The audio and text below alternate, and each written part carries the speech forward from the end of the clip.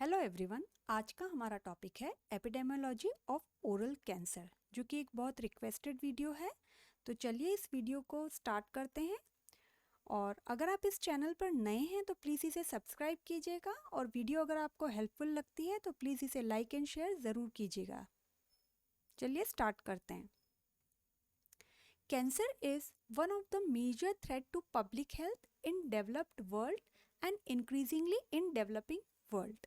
Develop world में तो already ये थ्रेट है, लेकिन अब डेवलपिंग वर्ल्ड में भी ये प्रॉब्लम बनता जा रहा है।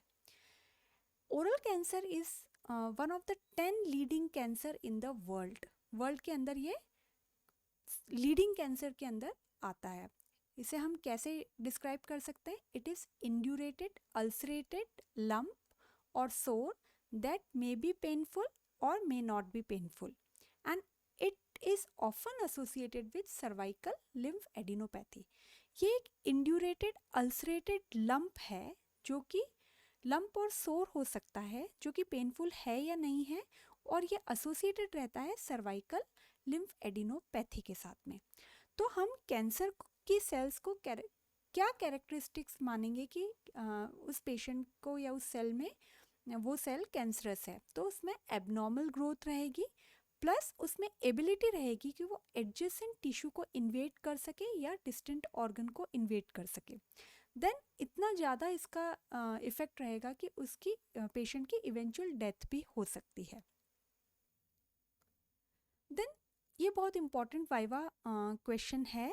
ये पूछा जाता है कि pre malignant lesion and pre malignant condition में क्या डिफरेंस रहता है। तो जो लीजन रहता है उसे हम कैसे डिफाइन करेंगे? Morphologically altered tissue in which cancer is most likely to develop than in apparently normal counterpart. तो ये जो टिश्यू है वो मॉर्फोलॉजिकली ऑल्टर्ड रहता है, जिसमें कैंसर होने के चांसेस बहुत ज़्यादा रहते हैं। तो वो कौन से हैं प्री मैलिग्नेंट लीजन? ल्यूकोप्लेकिया, एरिथ्रोप्लेकिया, इसमें टिश्यू ऑल्टर हो जाता है। अब प्री मैलिग्नेंट कंडीशन क्या रहती है? It is the generalise state associated with significantly increased risk of cancer। ये एक स्टेट रहती है हमारी बॉडी की जिसमें रिस्क ऑफ कैंसर ज़्यादा रहता है। तो इसमें क्या होती हैं? एग्जाम्पल क्या ले सकते हैं? सिफिलिस हो सकता है, ओरल सबम्यूकस फाइब्रोसिस हो सकता है, लाइकेन प्लानस हो सकता है। तो ये प्री मैलिग्नेंट लीजन और कंडीशन के दोनों के डिफरेंस हैं और इनके एग्जाम्पल्स हैं जो वाइवा में पूछे जाते हैं। Then causes of cancer. Cancer का क्या कॉज है? तो कैंसर की जो इटियोलॉजी है उसको रिस्क फैक्टर्स और प्री डिस्पोजिंग फैक्टर्स में डिवाइड किया है। तो रिस्क फैक्टर्स क्या हो सकते हैं? जो भी टोबैको स्मोकिंग है या टोबैको च्यूइंग है ओरल स्नफ के तौर पे, then chewing of betel quid और paan with tobacco, heavy consumption of alcohol है, then potentially malignant lesion already present हैं, प्रायर हिस्ट्री है ओरल कैविटी के अंदर, या कोई aerodigestive tract of cancer, then age associated with risk of all these listed. ठीक है, तो ये सारे जो हैं ये रिस्क फैक्टर्स हैं ओरल कैंसर के लिए। अब प्री डिस्पोजिंग फैक्टर्स कौन से हो सकते हैं जो कि उसको कैंसर होने के चांसेस को बढ़ावा देते हैं? तो वो रहता है, मतलब एक डाइट्री डेफिशिएंसी अगर रहे, चाहे तो वो ए, सी और ई आयरन की डेफिशिएंसी हो सकती है, जेनेटिक फैक्टर्स हो सकते हैं, सनलाइट जो कि लिप कैंसर करवाती है, डेंटल ट्रॉमा हो सकता है, वायरल इन्फेक्शन हो सकते हैं, air pollution and environmental exposure to burning of fossil fuels, chronic sepsis in mouth अगर रहे कंटिन्यूस, केमिकल एजेंट्स रहें। तो ये सारे जो फैक्टर्स हैं, इटियोलॉजी जो है हमारी रिस्क फैक्टर्स में डिवाइड हो गई है और हमारे प्री डिस्पोजिंग फैक्टर्स में डिवाइड हो गई है। तो ये कॉज ऑफ ओरल कैंसर है। नाउ ग्लोबल सिनेरियो क्या है ओरल कैंसर का वर्ल्ड वाइड? ठीक है, तो according to W world health report 2004, cancer accounted for 7.1 million death in 2003। जो रिपोर्ट अगर हम देखें तो कैंसर ने 7.1 मिलियन डेथ 2003 में करवाई है, और ओवरऑल नंबर ऑफ केसेस, जो न्यू केसेस जो एस्टिमेट हैं, that will rise by 50% in next 20 years. मतलब अगले 20 सालों में जो है वो 50% कैंसर के केसेस और इंक्रीज होंगे। मतलब इतना ज़्यादा इसमें बढ़त है। Oropharyngeal cancer is more common in developing countries, being 8th most common cancer world wide. तो डेवलपिंग कंट्रीज में ओरोफेरेंजियल कैंसर जो है वो सबसे ज़्यादा है। प्रिवलेंस जो है वो मेनली हाई है मेन के अंदर। In south central Asia it ranks third most common type of cancer. South Asia में ये third most common type of cancer है। एंड इंक्रीज इंसिडेंट रेट जो है सेवरल कंट्रीज में, Denmark, France, Germany, Scotland, central and eastern Europe and USA, यहाँ पे हमें incidence जो है वो ज़्यादा दिखा है ओरल कैंसर का। Then spectrum of oral cancer in India. India में क्या है? तो India has the highest incidence of oral cancer. India में सबसे ज़्यादा इंसिडेंस रहता है। थर्ड मोस्ट कॉमन कैंसर हमारे इंडिया में ये पाया जाता है, और मेल में ये ज़्यादा रहता है और फीमेल में ये 1:3 टाइम्स रहता है। मतलब 1:3 तक का रेशियो हम कह सकते हैं मेल और फीमेल में। Then it is estimated that over 47% of Indians aged 15 years or more use tobacco। ठीक है, किसी ना किसी फॉर्म में, मतलब टोबैको बहुत ज़्यादा, उस टोबैको कंजम्पशन बहुत ज़्यादा है। उसकी वजह से क्या है? Increase risk of oral cancer है। ठीक है, who only chew as compare to who only smoke. ठीक है, जो सिर्फ चिव करते हैं उनमें रिस्क बहुत ज़्यादा है कंपेयर टू स्मोक। स्मोक में इतना नहीं है जितना चिव वाले में है। ठीक है, और डुअल हैबिट है, मतलब चिव भी करते हैं और स्मोक भी करते हैं, तो उस डुअल हैबिट की वजह से और ज़्यादा ग्रेटर रिस्क रहता है। तो कैंसर जो है वो 5th-6th डिकेड ऑफ लाइफ में सबसे ज़्यादा हमको दिखता है, due to exposures, initiators, promoters, cellular ageing and immunological surveillance. तो ये सारे कारण हैं कि भाई ये एक 5th-6th डिकेड में क्यों हमें मिल रहा है। मतलब 45-50 इनकी एज में जो हमको देखने को मिल रहा है, किस कारण से? क्योंकि उस टाइम पे उनका एक्सपोजर भी ज़्यादा हो चुका है टोबैको से, इनिशिएटर्स से, प्रोमोटर्स ऑफ ओरल कैंसर से भी, ओरल कैंसर या कोई भी कैंसर से। देन सेल्स का भी एजिंग हमें देखने को मिलता है इम्यूनोलॉजिकल सर्विलेंस की वजह से। तो जनरली जो जिंजाइवो बकल कॉम्प्लेक्स का जो कैंसर रहता है, मतलब 65% कैंसर हमें बकल म्यूकोजा में देखने को मिलता है, 30% हमें लोअर एल्वुलस में मिलता है और 5% हमें रेट्रोमोलर ट्राइगॉन के अंदर देखने को मिलता है। तो ये भी वाइवा के लिए बहुत इंपॉर्टेंट है कि जिंजाइवो बकल कॉम्प्लेक्स क्या है और कितना परसेंटेज रहता है। India is 4th largest consumer of tobacco. ठीक है, 4th लार्जेस्ट कंज्यूमर है एंड 3rd लार्जेस्ट प्रोड्यूसर है टोबैको का आफ्टर चाइना, चाइना के बाद में। तो चाइना में सबसे ज़्यादा रहता है, चाइना एंड ब्राज़ील में, और उसके बाद हमारा इंडिया आता है। Then there are about 250 million tobacco users in India. ठीक है, इंडिया में इतने मिलियन टोबैको यूज़र्स हैं, जो कि 19% ऑफ वर्ल्ड पॉपुलेशन में 1.3 बिलियन टोबैको यूज़र्स के कंपैरिजन में रहते हैं। In India, at least 8 lakh death every year are related to tobacco use. ठीक है, and 7 lakh them due to smoking. Tobacco use की वजह से तो इतनी हो रही है और स्मोकिंग की वजह से इतना हो रहा है। अगर हम इंडिया में प्रेवलेंस देखें तो बिलो 35% जो है वो पंजाब और गोवा में दिखते हैं, 2 स्टेट्स में। बिटवीन 35 to 50% हमें ये 8 स्टेट्स में दिखते हैं, जिसमें आंध्र प्रदेश, तमिलनाडु, कर्नाटका, केरला, महाराष्ट्र, हरियाणा, हिमाचल प्रदेश एंड दिल्ली आते हैं। उसके बाद अगर हम 50 to 65% अगर हम प्रेवलेंस देखें तो 8 स्टेट में रहता है, वो भी गुजरात, राजस्थान, जम्मू कश्मीर, उत्तराखंड, उत्तर प्रदेश, झारखंड, सिक्किम, अरुणाचल प्रदेश। और अबव 65% अगर हम देखते हैं तो मध्य प्रदेश, बिहार, छत्तीसगढ़, उड़ीसा, वेस्ट बंगाल, आसाम, मेघालय, मणिपुर, त्रिपुरा, मिजोरम एंड नागालैंड। तो ये प्रेवलेंस है जो टोबैको यूज़ हमारे इंडिया में कहाँ कहाँ पर ज़्यादा है। देन इटियोलॉजी, हमने पहले भी कॉजेज़ देखा, उसमें हमने इटियोलॉजी में जो थे वो प्री डिस्पोजिंग फैक्टर्स और जो फैक्टर्स हमने डिस्कस किए थे उसको हम और डिटेल के अंदर हम देखते हैं। तो इसमें सबसे पहले हम एजेंट जो हमने एपिडेमियोलॉजी में देखे थे, एजेंट, होस्ट एंड एनवायरनमेंट। ठीक है, तो एजेंट जो है, अब नया फैक्टर भी ऐड हो गया इसमें, टाइम। जितना ज़्यादा टाइम होगा उतना ज़्यादा ओरल कैंसर होने के चांसेस भी ज़्यादा रहेंगे। तो एजेंट में हम लोग टोबैको यूज़ करते हैं। देन क्रोनिक इरिटेशन, कोई भी शार्प टूथ हो सकता है, कोई भी इल फिटिंग डेंचर्स हो सकता है, वो वायर्स हो सकते हैं। देन इम्यूनोसप्रेसेंट वायरसेस रहते हैं। एल्कोहल, टोबैको के साथ एल्कोहल या दोनों का सिनर्जिस्टिक इफेक्ट देखने को मिलता है। Poor oral hygiene and इनएडिक्वेट diet, तो ये सारे जो हैं हमारे एजेंट के अंदर आते हैं। देन सेकेंड, हॉस्ट फैक्टर्स, जो खुद हॉस्ट से रिलेटेड कौन कौन से, पेशेंट की age, sex, site, ethnicity, religious belief and occupation, जो उससे रिलेटेड रहते हैं वो हॉस्ट में आते हैं। एनवायरनमेंट में air pollution, sunlight,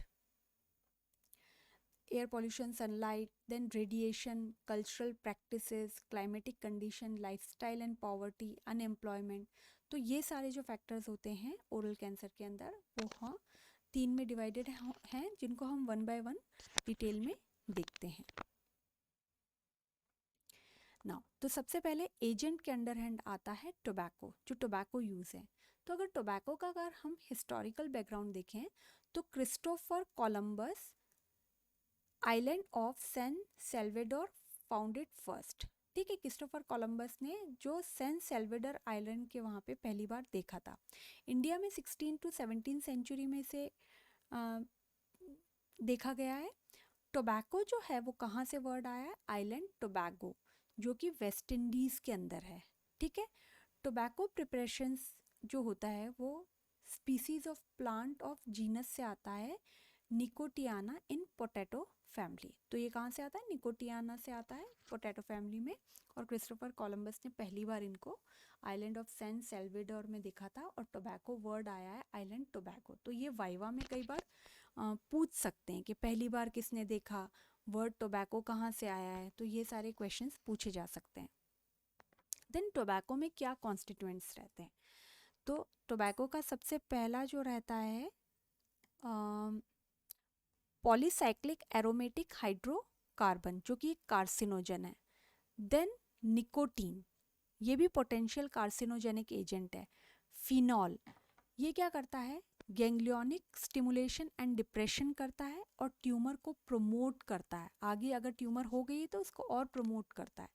then benzopyrene, ये भी ट्यूमर प्रमोशन एंड इरिटेशन करवाता है। कार्बन मोनोऑक्साइड ऑक्सीजन ट्रांसपोर्ट को इम्पेयर कर देती है और रिपेयर भी टिश्यूज और सेल्स को नहीं होने देती है carbon monoxide. Then formaldehyde and oxides of nitrogen, it will cause a toxicity to cilia and irritation. ठीक है, ये टॉक्सिसिटी क्रिएट करती है। नाइट्रोजमीन, ये भी पोटेंशियल कार्सिनोजेनिक रहता है। तो ये अगर हम एक सिगरेट का एग्जांपल लेकर देखें तो इसमें देखिए एसिटिक एसिड है, मीथेन है, आर्सेनिक है, कार्बन मोनोऑक्साइड है, मिथेनॉल है, अमोनिया है, निकोटीन है, टॉलिन है, देन हेक्सामीन है, स्टीयरिक एसिड है, कैडमियम है एंड ब्यूटेन है, जिसे हम लाइटर से लाइट वगैरह करेंगे। तो ये सारी चीज़ें जो रहती हैं ना, तो ये क्या करती हैं, टॉक्सिक केमिकल्स, 4000 टॉक्सिक केमिकल्स होते हैं सिगरेट में। तो ये इतना ज़्यादा स्मोकर्स को हार्म करती है, लेकिन फिर भी लोग इसे नहीं छोड़ पा रहे हैं, इतना ज़्यादा इसका एडिक्शन है। देन ग्रीन टोबैको सिकनेस, ये हमसे वाइवा में पूछा जा सकता है। ठीक है, ये हमें टोबैको हार्वेस्टर्स में देखने को मिलता है और निकोटीन टॉक्सिसिटी रहती है। क्यों, क्योंकि वो कंटिन्यूसली वर्क करते हैं तो स्किन उनका एब्जॉर्ब कर लेता है। देखिए ग्रीन कलर का ये दिखता है ना, तो स्किन एब्जॉर्ब कर लेता है टोबैको का। तो सिम्टम्स क्या देखने को मिलते हैं हमें, headache, weakness, giddiness, nausea, vomiting, abdominal pain, breathlessness. Overall prevalence of green tobacco sickness is higher among bidi tobacco cultivators, क्योंकि वो क्या करते हैं, उस लीफ को रैप करते हैं। तो जो भी वो बीडी टोबैको कल्टीवेटर्स होते हैं उनमें हमें सबसे ज़्यादा ये चीज़ देखने को मिलती है। देन टोबैको जो है वो स्मोकिंग फॉर्म में रहता है और स्मोकलेस रहता है। तो ये मेन क्वेश्चन का पार्ट हो सकता है, शॉर्ट नोट का पार्ट हो सकता है, वाइवा तो इस पे पूछा ही जाता है। तो ये कंफर्म स्टार क्वेश्चन है एग्जाम में आने के लिए। तो स्मोकिंग फॉर्म जो है वो बीड़ी, सिगार, धुमती, सिगरेट, चीरूट, हुक्ली, चिल्लम, छुट्टा एंड हुक्का, ये सारे जो हैं ये स्मोकिंग फॉर्म है, जिनको हम डिटेल में अगली स्लाइड्स में देखेंगे। और स्मोकलेस टोबैको जो है वो है पान, खैनी, मणिपुरी टोबैको, गुटखा, मावा, जर्दा, स्नफ एंड गुडोखू। इनको भी हम वन बाय वन अगली स्लाइड्स में देखते हैं। तो पहले हम स्मोकिंग फॉर्म ऑफ टोबैको को देखते हैं। तो सबसे पहला आता है हमारा बीड़ी, जो कि मोस्ट पॉपुलर है इंडिया में। तो इसमें क्या रहता है बीड़ी में, सन ड्राइड टोबैको फ्लेक्स। कितने होते हैं ये, 0.2 to 0.3 ग्राम्स रहते हैं सन ड्राइड ऐसे टोबैको फ्लेक्स रहते हैं। Are hand rolled in rectangular piece और टेंडू लीफ। जो टेंडू लीफ रहती है उसके रेक्टेंगुलर पीस के अंदर ये जो टोबैको फ्लेक्स होते हैं ना, उनको हैंड रोल कर दिया जाता है और फिर एक थ्रेड से टाई कर दिया जाता है। ये देखिए ये थ्रेड है, थ्रेड से टाई कर दिया जाता है। निकोटीन कंटेंट जो होता है इसमें 1.7 to 3 मिलीग्राम होता है। टार कंटेंट जो होता है 45 से 50 मिलीग्राम होता है। तो ये ज़्यादा हार्मफुल होती है क्योंकि इसमें कोई भी फिल्टर वगैरह नहीं लगा हुआ होता है। देन नेक्स्ट आते हैं अब हम chillum. Straight 10 to 14 centimetre long conical clay pipe होता है। ये देखिए लॉन्ग कॉनिकल क्ले पाइप रहता है जिसमें एक पेबल और स्टॉपर होता है वन साइड में। यहाँ पर एक पेबल या स्टॉपर मिलेगा हमें वन साइड में, and burning coal on top of the tobacco. ठीक है, तो यहाँ पे क्या करते हैं, कोल और टोबैको यहाँ पे रखा और बर्निंग कोल उसके ऊपर रखा। जिसे फिल किया जाता है कोर्सली कट टोबैको पीसेस के थ्रू। ठीक है, और ग्लोइंग चारकोल उसके ऊपर रख दिया जाता है। जो भी स्टॉपर रहता है या पेबल रहता है तो उसके ऊपर टोबैको के पीसेस रख देते हैं, फिर उस पर चारकोल रख दिया जाता है और ये लॉन्ग कॉनिकल क्ले पाइप होता है। तो एग्ज़ाम में क्या ये थोड़े कन्फ्यूज़न हमें क्रिएट करा देते हैं, तो हमें इसको एक दो बार थॉरोली अगर हम देखेंगे तो हमें ये याद रह जाएंगे। देन छुट्टा और चिरूट और सिगार। ठीक है, इसमें क्या रहता है, श्रुतु, तमिल वर्ड छुट्टा मतलब श्रुतु, टू रोल टोबैको। ठीक है, यहाँ पे क्या किया जाता है, जो टोबैको लीफ होती है, dried tobacco leaf, cylindrical cured tobacco wrapped in dried tobacco leaf. ये जो ड्राइड टोबैको लीफ कर दी जाती है और इसके अंदर क्योर्ड टोबैको अंदर रख दिया जाता है और रोल कर दिया जाता है। तो ये 9% टोटल प्रोडक्शन जो है हमारे इंडिया में वो इसी का है। ठीक है, सिगरेट का अगर हम देखते हैं तो 1 gram of cigarette sun cured और artificial cured that is covered with paper. ठीक है, जो सन क्योर्ड होती है या आर्टिफिशियल क्योर्ड होती है उसमें 1 ग्राम ऑफ टोबैको हम पेपर के अंदर रहता है। निकोटीन कंटेंट 1 to 1.4 मिलीग्राम और तार कंटेंट जो होता है 19 to 27 मिलीग्राम होता है। और इसके अंदर फिल्टर लगा हुआ रहता है जो कि लेस निकोटीन को ट्रैप करता है। तो इसीलिए इसको ये बीड़ी के कंपैरिजन में थोड़ा हार्मफुल तो खैर है ही है, टोबैको है तो, बट उसके कंपैरिजन में थोड़ा कम रहता है। देन आते हैं अब हम धुमती। धुमती जो होता है वो कॉनिकल चिरूट होता है। इसमें क्या होता है, rolled tobacco leaf inside a leaf of jackfruit. पहले एक जैक फ्रूट की लीफ होती है, उसके अंदर रोल्ड टोबैको लीफ रहती है। ठीक है, कई बार जैक फ्रूट की लीफ की जगह हम जैक फ्रूट की लीफ होती है या बनाना लीफ भी हो सकता है, उसके अंदर टोबैको लीफ को रोल किया जाता है। तो जनरली हमको रिवर्स स्मोकिंग वुमेन के अंदर जो वुमेन जो रिवर्स स्मोकिंग करती हैं उनमें देखने को मिलता है। उसके बाद आते हैं अब हम हुक्का। इसे वाटर पाइप और हबल बबल भी कहा जाता है, जो कि मुगल कल्चर को रिप्रेजेंट करता है। इसमें क्या रहता है, smoke is drawn through water base. जो स्मोक होता है, यहाँ पे जो एस्ट्रे यहाँ पे ये लगी हुई है, इसमें जो स्मोक रहता है वो वाटर के थ्रू आता है in the base of the हुक्का। नीचे ऊपर से जो स्मोक आता है वो वाटर के थ्रू आता है, जो कि इसको कूल करता है और फिल्टर करता है स्मोक को। तो ये एक मुगल कल्चर के टाइम पे हमें हुक्का देखने को मिलता है, था पहले। देन हुक्ली। हुक्ली जो होता है ये क्ले पाइप होता है with short stem. 7 to 10 centimetre. अब इसकी स्टेम जो होती है ना थोड़ी छोटी होती है, विथ माउथ पाइप, एक माउथ पाइप होता है, एक बाउल होता है, ठीक है। और मोस्टली ये भावनगर डिस्ट्रिक्ट ऑफ गुजरात में यूज़ किया जाता है। ये भी वाइवा में पूछा जा सकता है कि जो हुकली है इसे हम कहाँ यूज़ करते हैं। तो ये सारे हमारे स्मोकिंग फॉर्म थे। अब हम स्मोकलेस टोबैको को देखते हैं जो कि हम चिव करते हैं। तो उसमें सबसे पहला आता है पान। तो पान जो रहता है फर्स्ट में बीटल नट होता है, उसमें एरिका नट, लाइमस्टोन, सीशेल्स, एनीसीड्स,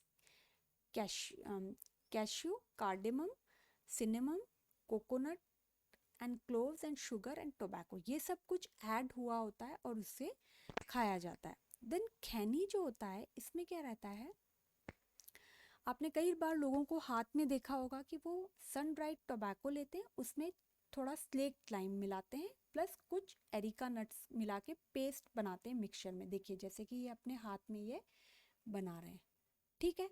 और मोस्टली ये Maharashtra and several states of north India में देखा जाता है। देन आते हैं अब हम मणिपुरी टोबैको। ये बहुत ज़्यादा हार्मफुल रहता है। इसमें क्या रहता है, टोबैको होता है plus slaked lime, then finely cut areca nut, camphor plus cloves. Then most commonly ये यूपी में हमें देखने को मिलता है मणिपुरी टोबैको।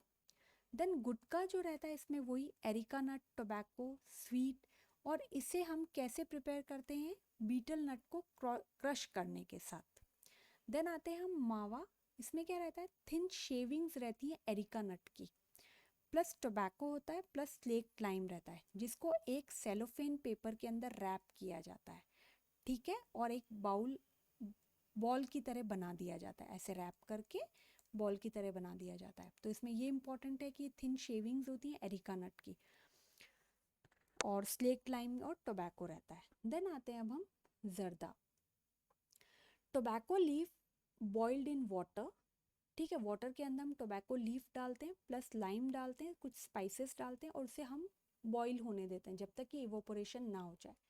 अब जो रेसिडुअल टोबैको है that is dried and coloured with Dryas. देखिए रेसिडुअल टोबैको है, उसे हम ड्राई कर देते हैं और फिर डाई के साथ कलर कर देते हैं। देन आते हैं अब हम स्नफ़। अब क्या होता है, स्नफ़ जो होता है, जो ये देखिए टोबैको लीव्स जो होती हैं ना, इन्हें फाइन पाउडर्ड कर दिया जाता है ड्राई करने के बाद में। या तो वो एयर क्योर्ड होती हैं या वो फायर क्योर्ड टोबैको लीव्स होती हैं। अब जो ड्राई स्नफ़ है उसे बज्जर गुजरात में यूज़ किया जाता है, और मॉइस्ट स्नफ़ जो है, ठीक है, वो powdered air cured tobacco leaves रहती हैं। देन आते हैं हम गुडोखो। गुडोखो में क्या रहता है, paste of powdered tobacco plus molasses. तो these are use to clean the teeth in Bihar. Bihar में मोस्टली इसको यूज़ किया जाता है, मतलब टोबैको का बिल्कुल फाइन पाउडर होता है और उसमें ब्राउन शुगर मिला दी जाती है, मोलासेस जिसे बोलते हैं, और वो फिर टीथ क्लीन करने में यूज़ होता है। देन मसेरी। मसेरी में क्या होता है, roasting tobacco on a hot metal plate. एक हॉट मेटल प्लेट होती है, उसको रोस्ट किया जाता है टोबैको अंटिल वो ब्लैक ना हो जाए, और फिर उसको क्लीन करने के लिए लिया जाता है टीथ को। तो देखिए ब्लैक कलर का हमें दिख रहा है, तो ये मसेरी होता है। तो ये टोटल स्मोकलेस टोबैको जो है वो 9 तरीके के हैं: पान, खैनी, मणिपुरी टोबैको, गुटका, मावा, जर्दा, स्नफ, गुडोको एंड मसेरी। तो ये वाइवा में पूछा जाता है, बहुत इंपॉर्टेंट है। अब आते हैं हम टोबैको के बाद में alcohol. Alcohol is the second major risk factor of oral cancer. First तो टोबैको है, उसके साथ में अल्कोहल है। 75% of all oral and pharyngeal cancers जो हैं वो अल्कोहल से रिलेटेड हैं। कई बार अल्कोहल का सिनर्जिस्टिक इफेक्ट दिखता है टोबैको के साथ में।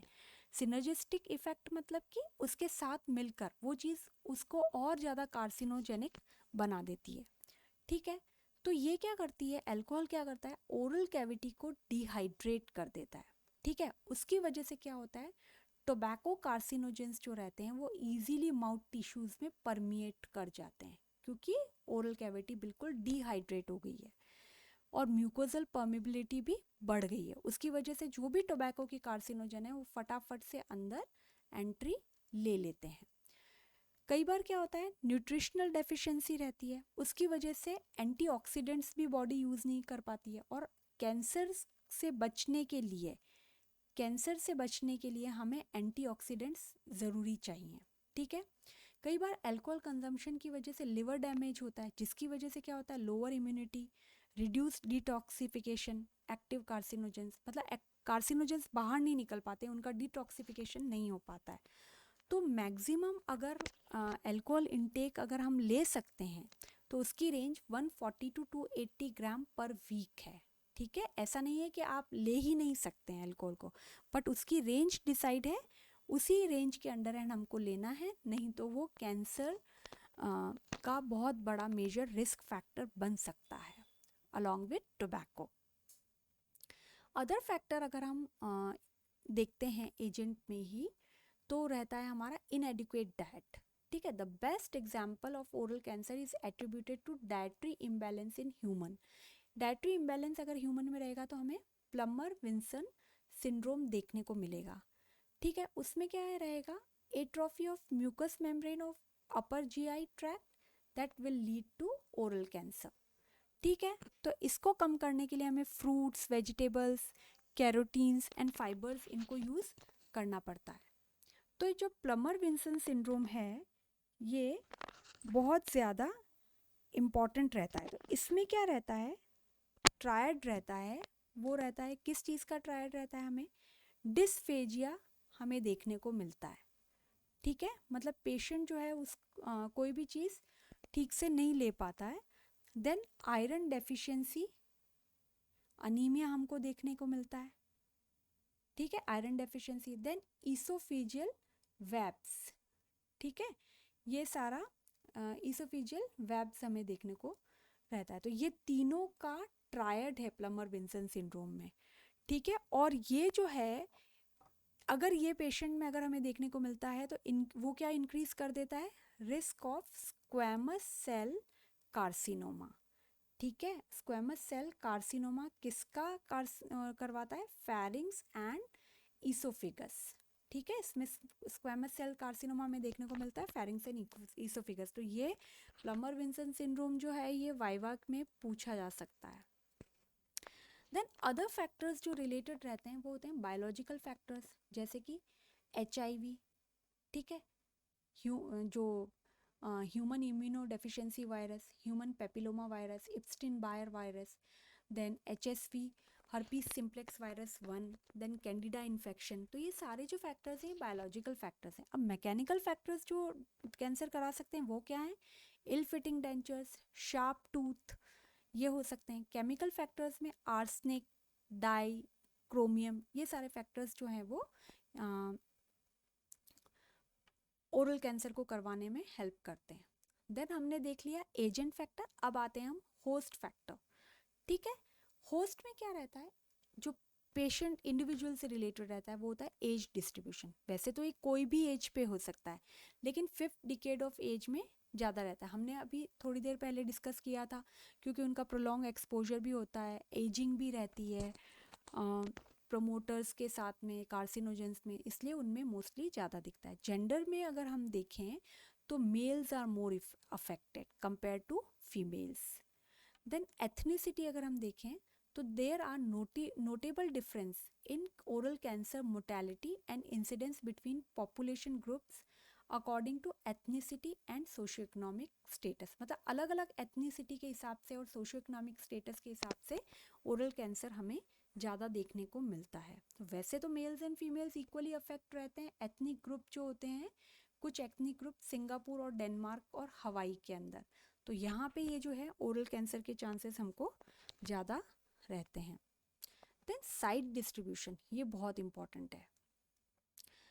तो ये हम डिक्रीजिंग ऑर्डर में देख रहे हैं। तो सबसे पहला जो है हम लोगों को अगर हम देखते हैं तो मेनली तो जो रिस्क फैक्टर है वो लॉन्ग एनाटमिक साइट पे for prolong period of time पे अगर टोबैको रहेगा तो वहाँ पर चांसेस ज़्यादा रहेंगे। अब वो चाहे जहाँ पे भी पेशेंट एक पर्टिकुलर जगह पे रखे वहाँ पे उसके चांसेस ज़्यादा रहेंगे।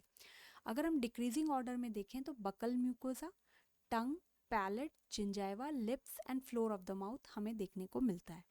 वेस्टर्न कंट्रीज़ में अगर हम देखते हैं तो लेटरल बॉर्डर ऑफ टंग, टंग की जो ये लेटरल बॉर्डर रहती है, और फ्लोर ऑफ द माउथ जो है वहाँ पे ज़्यादा रहता है।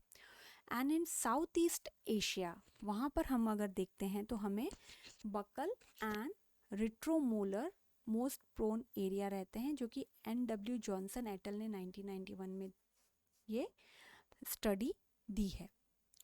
देन आते हैं हम जेनेटिक फैक्टर।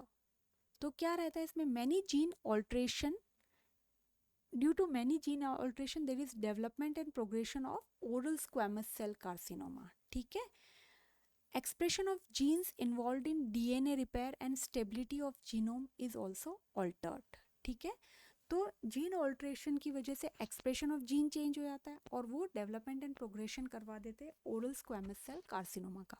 ऑक्यूपेशन भी बहुत ज़्यादा रिलेटेड रहता है ओरल कैंसर के लिए। Machine operators, male textile workers, building industries, क्योंकि ये काफ़ी टाइम तक एक्सपोज होते हैं और कई बार इनका खड़े रहने की या बहुत ज़्यादा वर्क रहने की वजह से इनका टोबैको कंजम्पशन जो रहता है ना, वो बहुत ज़्यादा रहता है। और ये मेनली इनमें कौन सा कैंसर हमें देखने को मिलता है, टंग, माउथ, फेरिंग्स। क्यों इनमें देखने को मिलता है, कई बार ये फॉर्मेल्डिहाइड से एसोसिएटेड रहते हैं या पेंट से इनका एक्सपोजर ज़्यादा रहता है, क्योंकि वार्निश के अंदर क्रोमियम एंड निकल बहुत ज़्यादा रहता है, उसकी एक्सपोजर की वजह से भी कई बार हमें ओरल कैंसर देखने को मिलता है। देन सोशो इकोनॉमिक स्टेटस के साथ में इसका इन्वर्स रिलेशनशिप है, मतलब सोशो इकोनॉमिक स्टेटस अगर है ज़्यादा है तो ओरल कैंसर कम रहेगा, और अगर ये कम है तो ओरल कैंसर ज़्यादा रहेगा, तो ये उल्टा है इसका। Then religious belief, custom and habit, उसकी वजह से भी जो है रिलीजियस बिलीफ रहता है कि भाई उन्हें रिवर्स स्मोकिंग कई बार करनी होती है, टोबैको यूज़ उनको ठीक रहता है, पान च्यूइंग भी कई कस्टम और इनमें रहता है, हैबिट उनको स्पाइसी फूड खाने की रहे, या वो कई हद तक अल्कोहल कंजम्पशन करते हों, तो ये सारे फैक्टर्स भी हैं, हम होस्ट से ही रिलेटेड रहते हैं। नेक्स्ट अगर हम देखते हैं तो एनवायरनमेंट, एनवायरनमेंट में due to industrialization and increased pollution, there is increase in allergen in air that causes the oral cancer. In sunlight, the ultraviolet rays may serve as carcinogenic agent. Lip cancer are found mostly who have exposure to sunlight. Lip cancer भी उनके लिए ज़्यादा दिखता है जिनका exposure sunlight से ज़्यादा रहता है। Sellers, farmers. तो सनलाइट के अलावा अगर हम देखते हैं तो रेडिएशन में alpha, beta, gamma ionising radiation can cause the leukaemia in health personnels. Many cultural practices, lifestyle, poverty and unemployment जो हैं, ये भी फैक्टर्स जो रहते हैं ये भी करवाते हैं। देन नेक्स्ट हम देखते हैं कि ओरल कैंसर का हम डायग्नोसिस कैसे करते हैं। तो जनरली उनकी मेडिकल हिस्ट्री और फिजिकल एग्जामिनेशन करते हैं। Then biopsy, exfoliative cytology, toluidine blue staining, computed tomography, scan जिसे हम सिटी स्कैन भी बोलते हैं, एंड अल्ट्रासाउंड। तो ये सारे जो फैक्टर्स रहते हैं, इन सारी चीज़ों से हम ओरल कैंसर का डायग्नोसिस करते हैं। देन प्रिवेंशन जो है, ये वाला पार्ट बहुत इंपॉर्टेंट है। ठीक है, कि आप प्रिवेंशन कैसे करोगे, क्योंकि ये लॉन्ग नोट में आता ही आता है एपिडेमियोलॉजी के साथ में, तो हमें ये सारी चीज़ें देना है। वैसे 3 वेल नोन अप्रोचेज हैं। तो सबसे पहला है regulatory, second service and third है एजुकेशनल। तो रेगुलेटरी अप्रोच में क्या रहता है, सिगरेट एक्ट पास हुआ था इन 1975 के अंदर। उसमें ये चीज़ें थी कि हमें पैकेट के ऊपर वार्निंग लिख कर देना है कि tobacco consumption is injurious to health. Then national cancer programme launch हुआ इन 1985। ठीक है, देन ये इम्पॉर्टेंट है, ये हम लोगों को जो था ये शॉर्ट नोट में आया था, कोटपा। ठीक है, कोपरा तो रहता ही है, कोटपा, तो ये शॉर्ट नोट में हमें पूछा गया था। तो इसका फुल फॉर्म है cigarette and other tobacco product act in 2003। इसमें क्या था कि टोबैको का एडवर्टाइजमेंट जो है वो प्रोहिबिट किया है, उसके ट्रेड और प्रोडक्शन और supply and distribution of cigarette and other products को भी रोका जाए। ठीक है, इस एक्ट के तहत ये था COTPA. Then in 2004 the WHO framework convention on tobacco control वो भी लॉन्च किया गया। तो ये सारे जो थे ये रेगुलेटरी अप्रोच के अंदर आए। नेक्स्ट जो था वो सर्विस अप्रोच। यहाँ पे क्या किया, एक्टिव सर्च किया हमने ओरल कैंसर को हेल्दी पीपल के अंदर, ताकि पहले से ही हम उन्हें बता दें कि ये prevention is better than cure. तो ये चीज़ स्क्रीनिंग के अंडर हैंड आई, क्योंकि हम हेल्दी इंडिविजुअल में सर्च कर रहे हैं। तो ये सर्विस अप्रोच थी। देन एजुकेशनल अप्रोच जो है, डेंटिस्ट जो है वो हेल्प करेगा पेशेंट को टू क्विट द टोबैको, ठीक है, at community level and at national level, and to promote tobacco prevention and control strategy. ये सारी चीज़ें जो हैं, जो भी टोबैको कंट्रोल और प्रमोशन है स्ट्रैटेजी, उनको वो प्रमोट करेगा। तो ये हमारी 3 अप्रोचेस थी जो ओरल कैंसर को रोकती हैं। देन अगर हम ओरल कैंसर को लेवल्स ऑफ प्रिवेंशन और इंटरवेंशन के थ्रू देखें तो ये भी बहुत इंपॉर्टेंट स्लाइड है। तो सर्विस जो इंडिविजुअल दे रहा है, ठीक है, इंडिविजुअल क्या सर्विस दे रहा है, तो प्राइमरी प्रिवेंशन हमें 2 चीज़ें रहती हैं, हमने health promotion and specific protection. तो इसमें क्या है, हेल्थ प्रमोशन में प्राइमरी सर्विस में पीरियोडिक विजिट देना है डेंटल ऑफिस को, और प्रिवेंटिव सर्विस के लिए उनको अगर ज़रूरी है तो उनको बताना है। देन स्पेसिफिक प्रोटेक्शन है, अगर कोई इरिटेंट है मुंह के अंदर, या कोई शार्प पॉइंट्स हैं टीथ के, या कोई आरपीडी है, या कोई भी प्रोसेस है जो इरिटेट कर रहा है, तो उसे हमें हटाना है। देन सेकेंडरी लेवल पे अगर हम देखते हैं, जो early diagnosis and prompt treatment होता है, हमें सेल्फ एग्जामिनेशन करना है उसका और रेफ़र करना है उसको, ताकि वो डेंटल सर्विसेज को यूज़ कर पाए। देन टर्शियरी प्रिवेंशन में दो चीज़ें आती हैं, डिसेबिलिटी लिमिटेशन एंड रिहैबिलिटेशन। तो इसमें क्या है, हमें दोनों में, अब ऑलरेडी डिजीज़ हो चुकी है तो हम उसको डेंटल सर्विसेज दिलवाएंगे। ये टॉपिक जो है levels of prevention and intervention, आप इसी चैनल पर जाकर चेक कर सकते हैं, वीडियो अपलोड की गई है, ताकि आप उसको और अच्छे से समझ पाएंगे। अब जो सर्विस है वो कम्युनिटी लेवल पे कैसे प्रोवाइड की जाती है, तो क्या होगा कम्युनिटी लेवल पे, हम उनको डेंटल हेल्थ एजुकेशन प्रोग्राम्स करेंगे, प्लस वहाँ पे रिसर्च को प्रमोट करेंगे और एफर्ट्स करेंगे, ताकि वो चीज़ वहीं पे स्टॉप हो जाए। देन सेकेंडरी प्रिवेंशन में हम उनकी पीरियोडिक स्क्रीनिंग करते रहेंगे, ठीक है, और रेफ़र करेंगे हम उनको डेंटल सर्विसेज में। देन टर्शरी में क्या करेंगे, हम उन्हें बताएंगे सारा प्रोविज़न डेंटल सर्विसेज के बारे में, डिसेबिलिटी लिमिटेशन और रिहैबिलिटेशन में। देन डेंटल प्रोफेशनल जो है, डेंटिस्ट क्या करेगा, प्राइमरी लेवल पे हेल्थ प्रमोशन में वो उस पेशेंट को हेल्थ एजुकेशन देगा, ठीक है, और वही इरिटेंट को ओरल कैविटी से हटा देगा।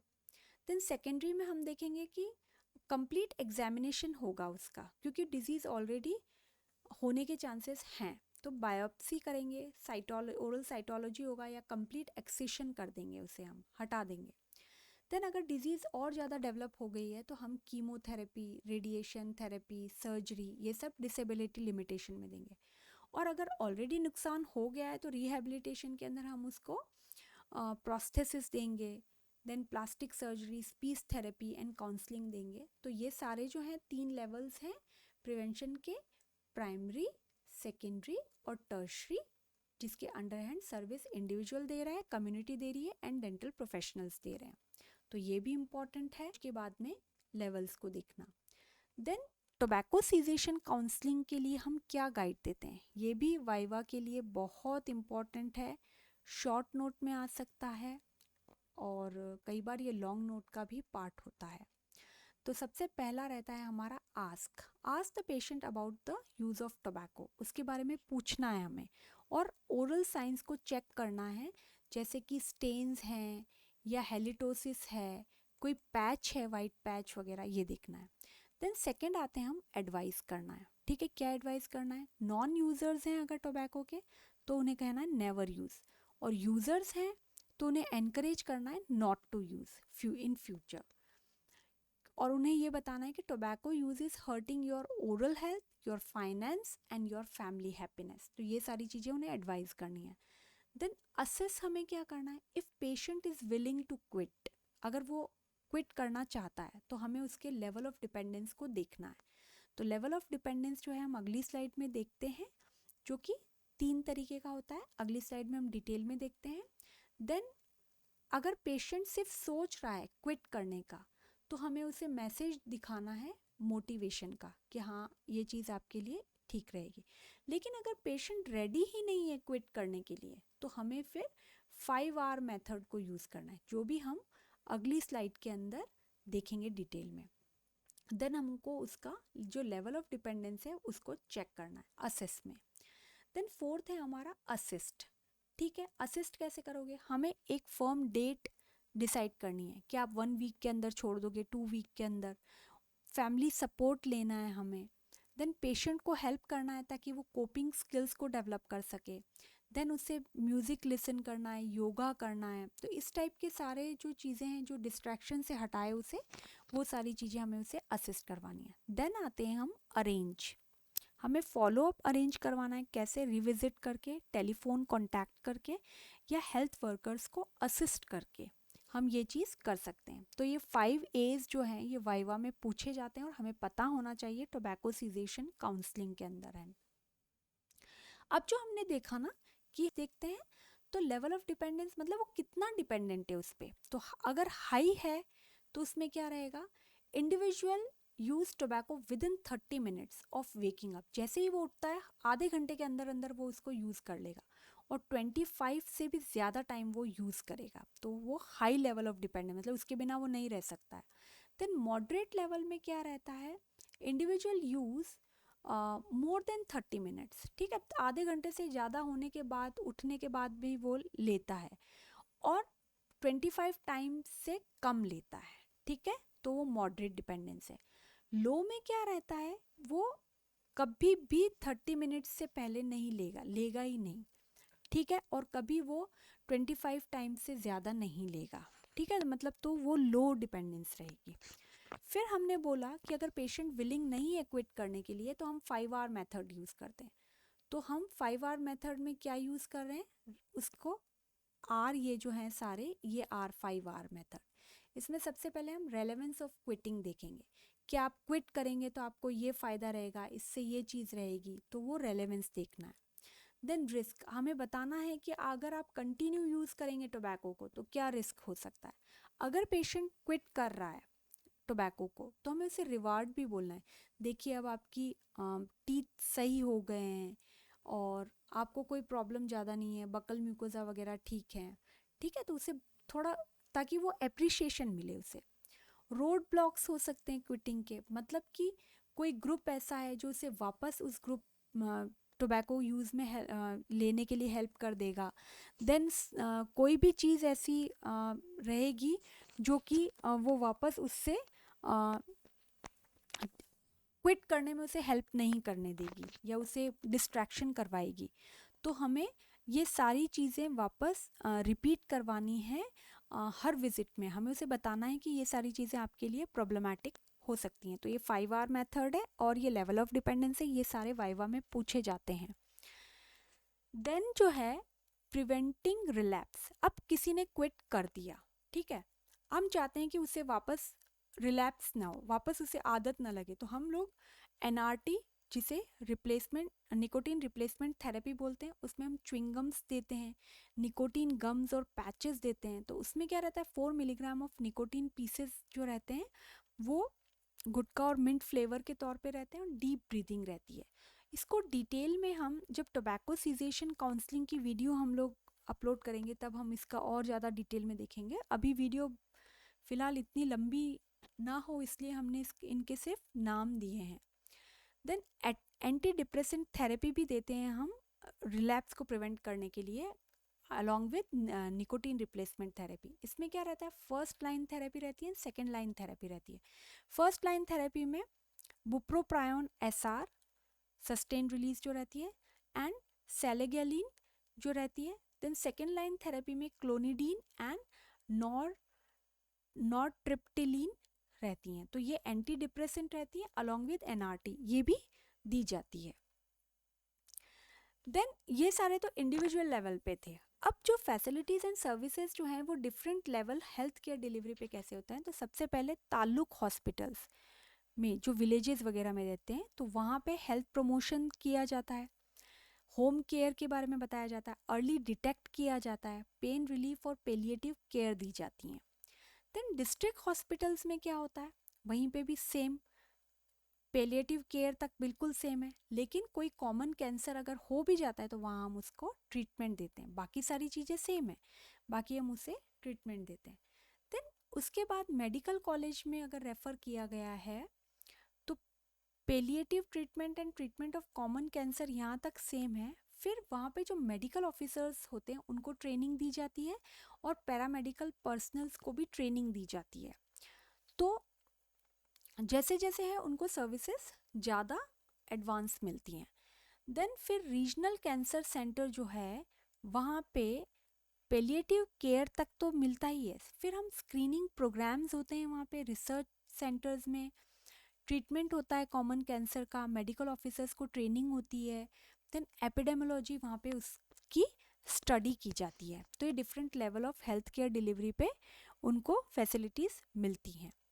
देन ये बहुत इम्पॉर्टेंट है, वाइवा में पूछा जा सकता है कि क्या आप क्या करेंगे, public health approaches to prevention of oral cancer. तो क्या करना है, हमें बिल्ड करना है हेल्दी पब्लिक पॉलिसी। ठीक है, ऐसी पब्लिक पॉलिसी हमें बनानी है जैसे कि टोबैको और अल्कोहल के एडवर्टाइजमेंट और प्रमोशन पे रिस्ट्रिक्शन लगाना है, प्लस जो फ्रूट्स एंड वेजिटेबल्स की कॉस्ट है उन्हें भी हमें रिड्यूस करना है, सबसाइड करना है, ताकि लोग उसको खरीद पाएँ और उसकी इम्पोर्टेंस को जान पाएँ। Then create supportive environment. क्या सपोर्टिव एनवायरनमेंट बनाना है हमें, कि जैसे पब्लिक प्लेसेस जो हैं उन्हें स्मोक फ्री रखना। कई बार गार्डन्स वगैरह में भी हम लोग देखते हैं कि लोग पैसिव स्मोकिंग कर रहे हैं, तो वो चीज़ जब तक बैन नहीं होगी तो हेल्दी पर्सन को भी उस पैसिव स्मोकिंग में इन्वॉल्व होना पड़ जाता है। देन फ्रेश फ्रूट्स और वेजिटेबल्स भी अवेलेबल होना चाहिए ताकि लोग न्यूट्रिशन की वैल्यू को जानें।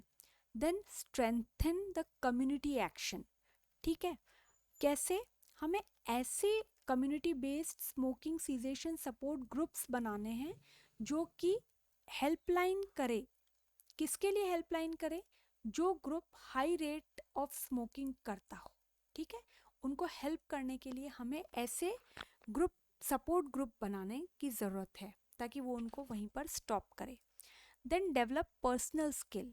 ठीक है, कैसे, expand personal and social education in schools life skills. मतलब वहाँ पे हमें पर्सनल और सोशल एजुकेशन मिलना चाहिए ताकि हम लाइफ स्किल को जान सकें, एम्पावरमेंट को जानें, रिफ्यूज़ल को, नेगोशिएशन स्किल्स को जानें। अगर हमें कोई फोर्स भी कर रहा है कि आप ये टोबैको को लीजिए तो हमें उसको नो कहना आना चाहिए।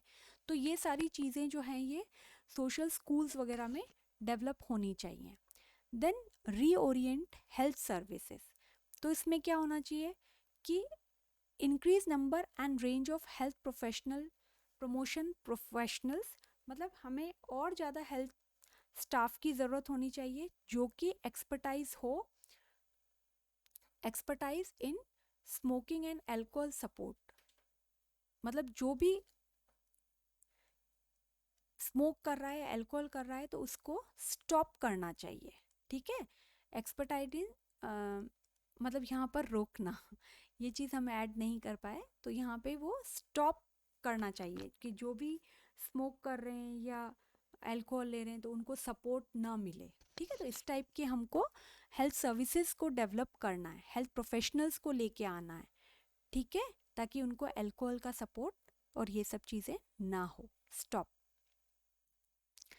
तो ये जो एपिडेमियोलॉजी हमने पढ़ी है ओरल कैंसर और इसका प्रिवेंशन हमने देखा है, तो इससे हम क्या कंक्लूड कर सकते हैं कि oral cancer can be detected and diagnose at early age through 5 minutes oral examination.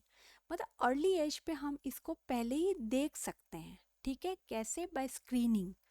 ठीक है, जो कि बहुत सिंपल और इनएक्सपेंसिव है और लिटिल डिस्कम्फर्ट है। But most of the oral cancer if they are detected at late stage they require complex, costly and ineffective therapies। तो हमें अर्ली स्टेज पे ही स्क्रीनिंग के थ्रू इसे पता लगाना है, और ताकि लेट तक किसी की जान ना जा सके, हम पहले ही उस चीज़ को स्टॉप कर दें और पेशेंट को इतना डिस्कम्फर्ट ना हो कि उसकी डेथ ही हो जाए।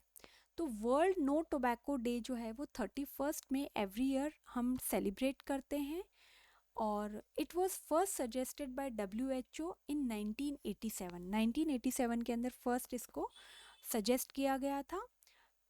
As major risk factor of oral cancer is mainly lifestyle related disease. तो कैंसर मेनली जो है वो एक लाइफस्टाइल रिलेटेड डिजीज़ है, मतलब कि आपका न्यूट्रिशनल कंजम्पशन कैसा है, आप अल्कोहल कितना लेते हैं, आप स्मोकिंग कैसे करते हैं, आपके फ्रेंड सर्कल कैसा है, आपका स्ट्रेस लेवल कैसा है, तो वो सारी चीज़ें जो हैं वो रिस्क फैक्टर्स में इंक्लूड कर देती हैं ओरल कैंसर को। तो dentist, physicians, hygienist and other health related personal in general they have responsibility to assist them through effective health education। मतलब हमें उनको इफ़ेक्टिव हेल्थ एजुकेशन देना है ताकि हम उसे अर्ली स्टेज पे ही स्टॉप कर पाएँ, और इतना ज़्यादा पेशेंट को हार्म ना हो कि उसकी डेथ ही हो। ठीक है, तो ये चीज़ें हमें इनिशिएटिव लेवल पे ही करनी होगी। आई होप आपको ये टॉपिक समझ आया होगा, और अगर आपको ये वीडियो हेल्पफुल लगती है तो प्लीज़ इसे शेयर ज़रूर कीजिएगा, और चैनल पर नए हैं तो इसे सब्सक्राइब कीजिएगा। मिलते ही ऐसी नेक्स्ट वीडियो के साथ में। Till then take care, bye.